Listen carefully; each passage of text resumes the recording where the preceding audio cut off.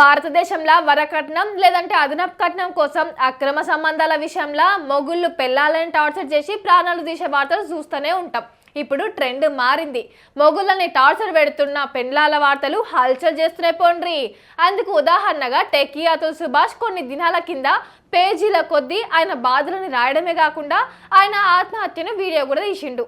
Hello world, मेरा नाम अतुल सुभाष है। मैं तकरीबन 34 साल का हूँ। बैंगलोर में रहता हूँ। आज मैं सुसाइड कमिट करने जा रहा हूँ। इसका कारण 5 लोग हैं। पहला, प्रिंसिपल फैमिली कोर्ट जज जौनपुर रीता कौशिक। दूसरा, मेरी पत्नी निकिता सिंघानिया, जो कि एक्सेंचर कंपनी में काम करती है दिल्ली में। सारे के सारे वो गोल्ड का सामान लेके गए, बच्चे को लेके गए। वहां जाने यहीं से मतलब 16 तारीख से ही मेरे माँ बाप को मेरी पत्नी मेरी मदर इन लॉ सुशील सिंघानिया, जो मेरी वाइफ के अंकल हैं, और अनुराग सिंघानिया, जो उसका भाई है, मेरे माँ बाप को मतलब फोन करके गालियां दे रहे हैं। ఢిల్లీలో పునీత నాయన కూడా పెండ్లం వేధింపులు తట్టుకోలేక వీడియో రిలీజ్ చేసి మరి ఆత్మహత్య చేసుకుండు. బాపట్లలున్న కొత్తపాలెంలా నడి రోడ్డు మీద పెనిమిటిని కట్టెతోని కొట్టి ఊరేసి చంపింది. ఈ వార్త చూసి పాపం కొడుకులున్న అవ్వయ్యలు బుగులు పడుతుండ్రు. బెంగళూరులో 34 ఏళ్ల ఇంజనీర్ సావు సోషల్ మీడియాలో దుమారం లేపింది పోండ్రి.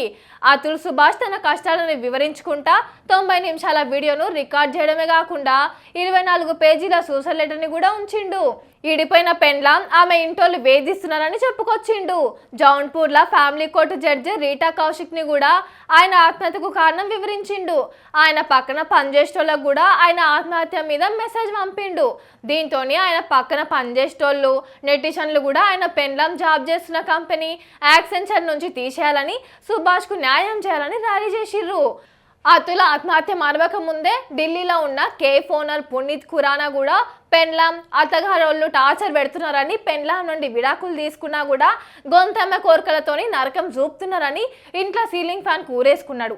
దీనికి ముందల 59 నిమిషాలున్న వీడియోను టార్చర్ చేస్తున్న దాన్ని వివరించుకుంటా రికార్డ్ చేసిండు.